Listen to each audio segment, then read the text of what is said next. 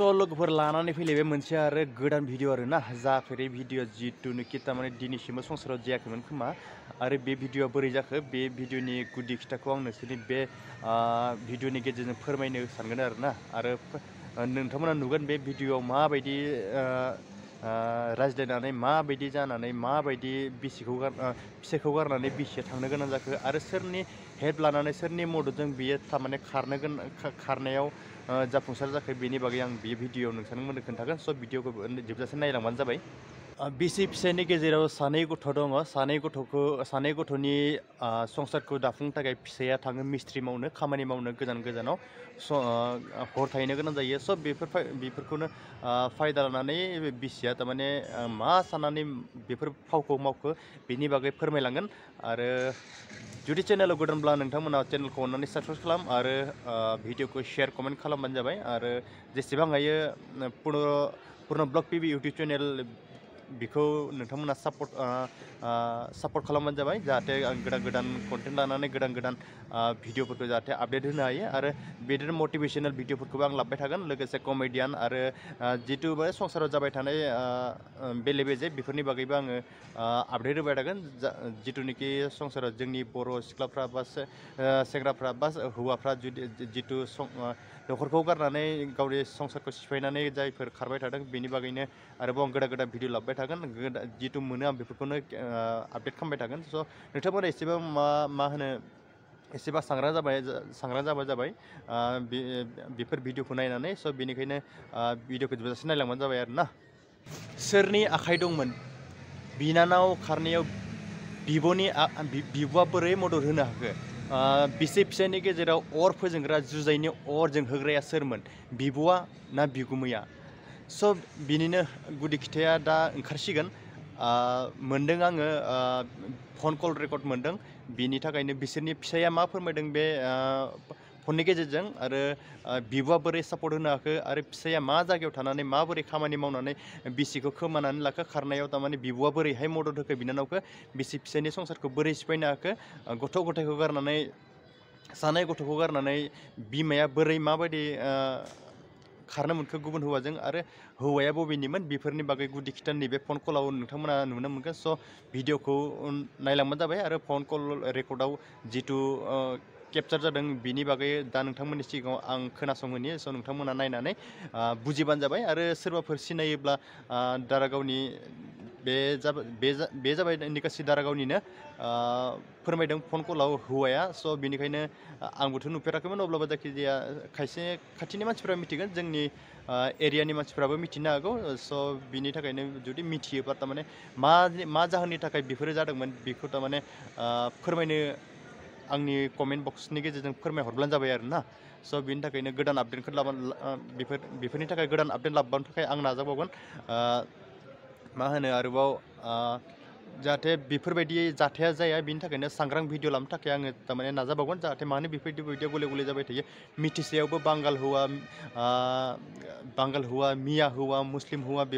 बेफोरजों गोबां जोंनि बर' आइजोफोरा जोंनि लाइमोनफोरा गोबांहाय थांनाय फैनाय जाबाय थायो मानो जायो बेफोरनि थाखाय मानो सांग्रां जानायखाय एसेबां भिडिअ आपडेट जानानैबो बेसेबां बेफोरजों गले हमजानाय माने भिडिअफोर आपडेट जाबाय थानानैबो मानो मिथियाखै दासिमबो बेनि थाखायनो बे भिडिअखौ आपडेट लाखिबावगोन स' बिथांमोना भिडिअखौ जोबजासे नायलांबानो जाबाय आरो ना।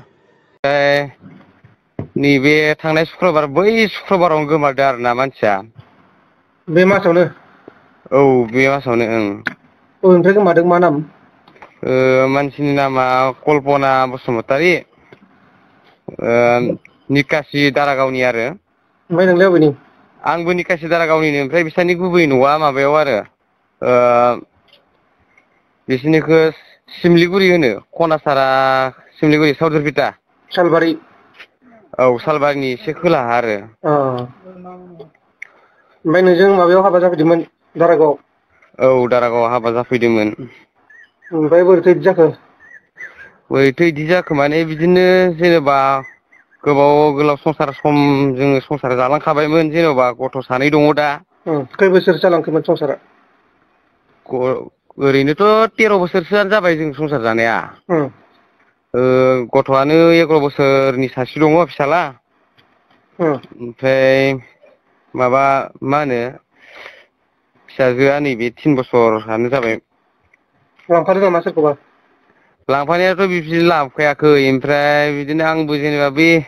मिस्ट्रि खामानिसो मावो नालाय। सोरो नोङो? औ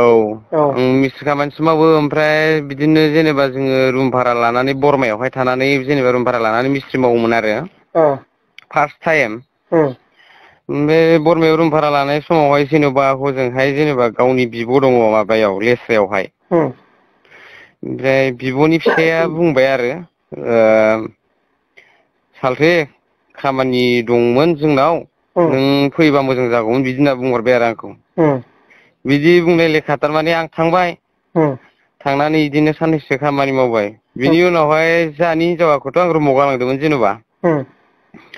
ओमफ्राय जेनेबा बिब'आ ओमफ्राय आरो जोंनि हिनजावखौबो लेंहरबाय आरो ना। उम लेंहरनानै बिदिनो खामानि मावबाय। उम मावनानै ओमफ्राय साननैसो मावखांनायनि उनाव आंखौ थारमाने ओरैहाय पाठसालानि खोलाहा आमद लेस्रा होननाय जायगायाव आंखौ थारमाने खामानि मावनो थिनहरबाय आरो ना। अ ओमफ्राय खामानि मावनो थिनहरनानै ओमफ्राय आंबो मावहैबाय। उम हिनजावखौ बिब' गावसानो लाखिबाय। उम थाबाय बिदिनो ओमफ्राय उनावहाय थारमाने इयो जेनेबा बिब'आ गावसिनि न' खाथिनि सासे सेंग्राजोंहाय लाइन लागायना होनाय बायदि जाहैदों आरो ना। सिनायखालायनाय होमबा? औ सिनायखालायनाय न' खाथिनो उम नांजाबनाय आरो। उम ओमफ्राय बेजों बेनि मानसिया एसे ट्रास जालांबाय आरो ना। उम बिदिनो जानानै जेनेबा दा आंनि दा मिथिनायावथ' जेनेबा दा आङो बे सेंग्राखौबो कल खालामनानै नायबाय उम नोंसानाव थांदों नामा उम बिदि होननानै ओमफ्राय बे सेंग्राया होनदों दा आंजों गैया। उम नागिर इदि होननानै ओमफ्राय न'आव सोंहरदो आङो न'फोराव सोंहरबाथाय जेनेबा बिसोरो आंजों मोजां रायज्लाया नोंनि हिनजावा फैयाखै सोरनि हिनजाव जों मा मिथिगौ बिदिसो बुंहरो आरो। उम माने खुनु थारमाने न'खरनि गासिनियावबो आं कल खालामना सोंहरो माने आंनो जेनेबा आंनि बाथ्रानि जेबो रेसपन्स होआखै आरो जेनेबा आंनि सयसआवथ' बिसोर दोनखोमादों बायदिसो दा। ओमफ्राय माबालाय नोंस्रा बिसालथे मोना माथो होनदों? फिसालथेयाबो होनहरदों जेनेबा जोंनाव फैयाखै। फैयाखै माने गावसानावनो दंखायोमोनबा? गावसानावथ' सिगाङावनो दंखायोमोन दंनानै ओमफ्राय नैबे दा जोङो दा नै सुकि गेटआवहाय आरो खामानि मावनो थाफैलायबाय बे मिस्ट्रिखौनो मावफैदों आंबो। गुवाहाटि सुकि गेट? औ गुवाहाटि बे सुकि गेटनि ओरैहाय सिपसिथाराबा आमबारियावहाय। उम बाहाय खामानि मावफैलायबाय खामानि मावफैनानै ओमफ्राय बिदिनो बेयावबो खनथाम जाबाय खारनाया मानसिया। ए खनथाम खारखाबाय आरो ना। ओमफ्राय मोनफिनबाय थादोंमोन? मोनफिनबाय थादोंमोन औ फार्स्ट खारनायाव ओरैहाय खाथिनि रुमावहाय थाखोमाना दंमोन बेयावबो माबा बे जेनेबा बे जोंनिनो आफादनि बे माबानि उम आदामोनखौ लानानै थांबाय थांनानै लाबोनानै बुजाय सुजाय दोनफैबाय आरो ना। उम ओमफ्राय गावबो होनबायमोन थागोसिगोन दे बिदि होननानै। उम ओमफ्राय थाबायबो थानानै आरो सानबासो थानानै आरो खारबाय बियो आंखौ उल्था ताला मारिना गालांदो थारमाने। ए नोंखौ रुमाव ताला मारिना गालांदों हारसिं? औ आंखौ उल्था ताला मारिनानै गारना गालांबाय आरो। अ ओमफ्राय फुङावनो बियो जेनेबा खोमसि खोमसि 4थासो बाजियाव सिखारना नायदों सिखारनानै खिरखि खनसे खेवना नायो आरो उम बेयाव आं एसे थर दङ ओमफ्राय दिनैलाय मानो एसे फुङाव सिखारदों नंदां ओमफ्राय खिरखिखौ फांफिननानै लाइट साइट खोमोरनानै आरो आंजोंनो उन्दुफाफिनबाय। उम उन्दुफाफिननानै थाफिनबाय ओमफ्राय आंबो दो थांबाय। उम दो थांखांनायनि उनावथ' इयो आरामसे माने इयो उल्था माने तालासो उल्था मारिनानैसो खारबावबाय आरो। ओमफ्राय सोरथो खुलिनाय? ओमफ्राय रुम बिगोमाखौ आं गाख्रबबाय ओमफ्राय रुम बिगोमायाथ' एसे गोजान जायो नालाय उम मिथियासै ओमफ्राय बे जोंनि रुम खाथियावनो बे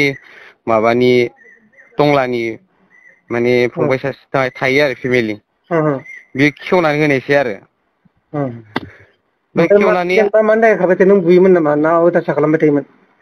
अयथासारथ' बेफोरबायदि आं बेखौ जेनेबा हाबा जाजेननायनिफ्राय मोदोमाव आखाइ होआखै होनबाबो खुनु भुल जाया। उम जेन'बा बुनाया दाख्लैयो जेनेबा बियो आंखौ माने गोसोआव नांनाय बाथ्रा बुंबाय थानायाव आङो बै सागंजों बुदोंमोन आरोना। उम खनथामसो खनब्रैसो बुदों खोमा आं थाफ्लियावहाय। उम होनबा इयो जेनेबा आंखौ होनबाय एसे गोबाव आं इनि अननायजोंनो थाबाय इजोंनो थाबाय आं इखौ सानालासिनो बोरै थानो मानो बेफोरबायदि माने बुंबाय थाबाय नालाय आंनि गोसोआथ' दुखु मोनखागोन ना जेन'बा। उम ओमफ्राय बिदियाव आं माने होनदों आरो आङो बेखौ बुबाय आरो ओमफ्राय आङो उम फंनैसो बुदों आं। माने ओमफ्राय गोसोआव दंखायो बेहा सोरबा? औ माबा दख'ना बायना हरनाय मबाइल बायना हरनाय बबेनि बेलाय सना बायना हरनाय बेनो बे माबायानो बे बिब'आ लागायना होनायानो आरो दाथ' जेनेबा इयाव कम्पानियाव खामानि मावनाय जेनेबा लोगोफोराबो डाइरेक्ट माने स्टेटमेन्ट नांगौ होनबा स्टेटमेन्ट होनो हायो आरो जेनेबा ओमफ्राय हौवाया दामपार सलायो ओमफ्राय बिथिंजाय माबायावहाय अबेबा लख्राखैजायबो रुम भारा दंमोननो सिगाङावहाय जेन'बा आं गैयि समावहाय जेनेबा खामानि गैया खालि थारमाने बियो गेजेर लख्रायाव थांनि र' ड्राइभारखौ लोगो हमना फैनि र' बिदि होननानै थांखाबाय थायोमोन जाहैदों आरो खिन्थु आं थाल गैया आरो ओमफ्राय होमबा नों होमबा सिगांनिफ्रायनो सहायबोगासिनो दङ औ सिगांनिफ्रायनो सहायनाय बायदियानोथ' जाहैबाय जेनेबा ओमफ्राय सिगाङावहाय जेनेबा इफोरबायदिनो न'आव हाबा जाजेननायनिफ्रायनो जेनेबा गस्ला दानस्रिलाय गामसा दानस्रिलाय खारना थायोलाय बेफोरबायदि हुदायाथ' बेना दंखाबाय थायो होमबाबो आं बेखौ गोरा रावजों बुङा फंसेबो बुङा ओमफ्राय नोंसोरलाय गोसोथोलायनायमोन ना ओरैनो नायनायमोन गोसथोलायनानैनो हाबा जानायमोन जानायालाय ओमफ्राय बेबायदि कर्ट मेरेज गैया आरो ओमफ्राय दा मा सानो जेनेबा हिनजावखौ नांफिनगौ ना मा जेनेबा आं दा सिगांनि जालांनाय जिहेतु जाथायफोर बेफोरखौ जेनेबा आं रायखांबाय थानोबो गोसो गैयामोन जेनेबा गोसोबो गैयामोनबो आरो दा गैलाबो होननानै सानो जेनेबा बे जेनेबा दा जुदि गावो गथ' सानै दं मा दं ओमफ्राय बेफोरखौ साननानै जुदि फैफिनोबाथाय आं माने मोजां संसारखौनो जाफिननायनि टारगेटखा दा नैबे आफादनि सेंग्राफोरा आदामोनखौनो लानानै दा दाब जायगायाव नागिरगासिनो दं मोननो ओमफ्राय दा थाङाखै नोंबो सोरखौबा गोसथोयोमोन नामा सोरखौबा गोसथोयोमोन माने गावो जेनेबा आंखौ सन्देह खालामो आरोना सन्देहआ माबायदि खालामो होनबा सासे जेनेबा 48 इयार्सनि सासे माने हिनजाव आरोना माने बिसोरनाबो हौवायाहाय जेनेबा बाहेरायाव खामानि मावनो थांदोंमोन खामानि मावनो थांनानै बिदिनो गोबाव बोसोर फैयाखै 5 बोसोर 4 बोसोरसो बिदि फैयाखै आरो ओमफ्राय गथ' सासे दङ हिनजावसा ब्राइस्टाराव होना दोनदों ओमफ्राय बेफोरबायदिनो फैसा सैसा होनो हालायि उल्था नांजोबनाय मानाय बिदि जादोंमोन आरो हस्टेल फिस होनो हायि मानो हायि जादोंमोन बेफोरबायदियाव जेन'बा आङो होनबाय आरो बाजै नों एसेबांलाय बेफोरबायदिलाय जौ सेरेब फाननानैलाय दखान जौ सेरेब होफैनानैलाय बेसे सहायनो नों दखानखौनो गंसे सलायदो बाजै बिदि होननानै थारमाने दखान गंसे बायनानै होदोंमोन आं बेनो दखान गंसे निकासियावहाय बायनानै होबाय आरो ओमफ्राय हटेलखौनो सलायदो नोङो बिदि होननानै आंनोबो जेनेबा नों जि प्रफिट जायो बेनि आंनो हरबानो जाबाय बिदि होननानै होदोंमोन आरो भारा सिस्टेम हरो ना बले मा हिसाबै हरो बिदि होननानै होबाय आरोना बाट बेफोरबायदि होनायनि उनावहायथ' जेन'बा आङो बिदिनो गेजेर दखानाव थाङो जेनेबा माबायदि सोलिदों माबायदि सोलिया बेफोरखौथ' आं खबर लाहैनाय जायोमोन आरोना ओमफ्राय बियो थारमाने गावनि खोमसि फोथायनायजोंहाय बै हिनजावनि गामियाव थांबायलै बियो गामियाव थांनानै ओरै थोरै नोंसिनि हिनजावा जोंनि हौवाजों गाज्रि रिलेसनसिपाव थायो नोंसोरो जुदि दबथायनो हायाबा आं दबथायनांगौआ बोरैबासो जागोन मागोन बेफोरबायदि आरो ओमफ्राय बिसोरनि गामिनि मानसिफोरा बेखौ वारनिं होबाय बेफोरबायदि जुदि बेजों लोगो नुबावोबा लोगो हमलायनाय नुबावोबा मायोब्ला नोंखौ खानाय सिनगोन मागोन बेफोरबायदि गामियाव बिदि माने खालामना दोनबाय आरो लिरना दोनलायनाय जाबाय आरो ओमफ्राय बेफोरबायदि दोननायनि उनावथ' जेनेबा गंसे आं जेनेबा दखान बायना होदों बे आंनि सम्पतिथार जेनेबा आं बेयावथ' थांखाथारनांगोनलै ओमफ्राय थारमाने बिदिखौ नुलायनानै जेनेबा बेखौ थानो हायिखौनो खालाममारबाय बिदि थानो हायि खालामनायाव जेनेबा आं बै हिनजावखौहाय जेनेबा आङो बै मा होनो गरसुकआवहाय जेनेबा नों होनबालाय बेयाव थानो हालाबालाय खामानि मावदो बेयावनो थादो बिदि होननानै आङो जेनेबा थाफैनो होबाय आरो रुम भारा सारा लानानै होदोंमोन आङो थादो बेयावनो होननानै गथ' सासे दं आलाय सिलायबो जाबाय नोंखौ दखान सालायनो होनाया बिराद गिदिर माबासो जाबाय बिदि होननानै आरो ओमफ्राय बेयावबो फैनानै ओमफ्राय बियो जेनेबा बे हिनजावनिखौ फैनानै एकदमबारे माइरं दैरं गास्रावजोब्बाय गास्रावजोबनानै ओमफ्राय गालांजोब्बाय आरो ओमफ्राय बे हिनजावनि सना तना गासिबो लाना थांजोबदो बियो लाना थांजोबनानै फानना जाहैजोबदो थारमाने नोंनि हिनजावा औ आंनि हिनजावा थारमाने बै हिनजावनिखौ आरो गैयाबाबो 64,000सोनि सना आरोना सिगां गावनि हाबायावहाय जेनेबा बिमा बिफा हरनायमोन जाहैदों बेफोरखौ फाननानै जाहैबाय ओमफ्राय दा जेनेबा बे सनानि दामखौ जेनेबा आंनो हरफिननांगौ बिदि होननानै माने बे हिनजावा हमबाय थायो जेनेबा आंखौहाय ओमफ्राय आङो होनबाय होनो आरो जेनेबा मालायनि सना नों फानना जादो माबा मोनसे गोरोन्थि नों बुजिदोंमोन बे जि जाबाय जानानै थांबाय आंनिनो फैसाखौल' आं फुजा हरनोसै जेरै हायो जेरै हाया बिदि होननानै आङो जेनेबा गेजेर गेजेर फैसा सोना हरनोखौ रायलायोमोन आरोना खिन्थु बियो थारमाने गाज्रिसो सानो थारमाने माने आंखौ होनो आरो नों बेखौनो गोसोथोथारो नङाबा मानो फैसा सोना हरनो नागिरो बेफोरबायदि ओमफ्राय ओरैहाय बे हिनजावबो आंखौ होनो नोङो आंनो फैसाखौ हराबा केस होगोन मा होगोन होमबा आं मा खालामगोन जेन'बा ओरैबो जाया जा खालामना होबाय थाबायना इयो सनाखौथ' नों होफिनखानांगोन ना बेनो सनाखौ होफिनखानांगोन जेन'बा ओमफ्राय बे सनाखौ आङो जेनेबा हरफिननायनि थाखाय आं माने माबामोन आरो आंना लासै माने लासै हरगोन बिदिमोन आरो ओमफ्राय दा बेखौनो बुजिया बियो ओमफ्राय गावहाबो लाइन मारिबाय बेलेगजों बिदिनो औ बेलेगजों लाइन मारिबाय ओमफ्राय नैबेयावबो सुकि गेटआवबो जेनेबा बेलेगनि रुमाव लाबोनानै बिदिनो लोगो हमलायो मायो दा जेनेबा इयावबो दाख्लैबो आं गैयामोन आरोना बे गस्ला स्पर्टिं गांसे थालांलायदो थारमाने रुमावहाय ओमफ्राय बेलाय सोरनि गस्ला इदि जाबाय आं बायदोंमोन आं गाननो इदि होननानै आंखौ थगायलायबावोमोन माने बेफोरबायदिथ' जानाङा जेनेबा जि जाबायबाबो जाबाय दे जेनेबा आंखौबो नों सन्देह खालामनायनि गेजेरजोंनो आंबो बोरैबा जालांबाय नङा होमबा दा बेफोरखौ जेनेबा बावगारलायनानै जेनेबा संसारखौथ' जाफिननो होननानै नोंजों आंजों थाफिनखाबाय ओमफ्राय इयावलाय मानो आरो गेजेर आरो मानो मानसिया गोमाबाय थानांगौ जाखो दा होमबा नों नोंनि हिनजावखौ लुबैफिनो जाहैबाय आंनोथ' दा नांफिनगौ मानसिखौ जुदि आं फैफिनोबाथाय गाव फैफिनोबाथाय आं दाबो आरामसे बोजबना लागोन आं बेखौ जेबो बुङाबो होनाबो सिगां जेरै मिनि खुसि थायोमोन बेफोरबायदि थाफैनांगोन जेन'बा आंनि सिगाङावहाय गावनि बेबायदि सोरजोंबा रिलेसनसिपाव थानाय सोरजोंबा अनलायनाय बेफोरखौ आंनि सिगाङाव बुंबाय थाबाथायथ' आं जेनेबा एसेबाबो गोसोआव आघात मोनखागोन ना जेनेबा जेन बेफोरबायदिखौ बुंफैया आरो आंनि सिगाङावहाय रायजोफोरखौ माबा मोनसे खावलायनो सानो जेनेबा सोरबा नुबाथाय हमना दोननाय बा नोंनो खबर हरनाय रायजोफोरखौ आं बेखौनो खावलायनो सानो जे जेन'बा गथ' सानै दङ मोनसे संसारखौ जेनेबा नायनानै जेनेबा स' नोंथांमोनाथ' फन बबावबा कल नुयोबा रेकर्डखौ नुनानै खोन्थाहरनो मिथिखाबाय जानांगौ थाखाय आं माबोरै खावलायो खारनाय आरो जाखो माबोरै गोरोन्थिया सोरनिमोन सोर सापर्ट खालामदों आरो फिसाय आरो गथ' सानैखौ गारनानै बोरै खारनो हाखो बिनि बागै नोंथांमोना मिथिनो मोनबाय बे फन कल रेकर्डनि जोहै स' बिथांमोननिसिम आरोबाव मोनसे रिकुवेस्ट बिथांमोना जुदि चेनेलखौ भिडिअखौ नायदोंब्ला चेनेलखौ अननानै साबसक्राइब खालाम आरो शेयार कमेन्ट भिडिअखौ खालाम जाहाथे उनावबो फैनो गोनां भिडिअफोरनि थाखाय नोंथांमोना गिबियावनो नटिफिकेसन मोनग्रोयो बिनि थाखायनो नोंथांमोननिसिम आंनि इउटुबपूर्ण ब्लग पिभि इउटुब चेनेलनिफ्राय गोसो गोरबोनिफ्राय रिकुवेस्ट खावलायनाय स' बिथांमोना चेनेलखौ अननानै साबसक्राइब खालामबानो जाबाय आरो ना स' वेट खालामदो नेक्स्ट भिडिअनि थाखाय स' लाना फैसिगोन गोदान कन्टेन्टखौ स' बिनि थाखायनो भिडिअजों लोगोसे चेनेलखौ साबसक्राइब खालाम लोगोसेनो शेयार कमेन्ट खालामनो दाबाव आरो ना स' keep watching and keep happy and keep smiling Bye bye.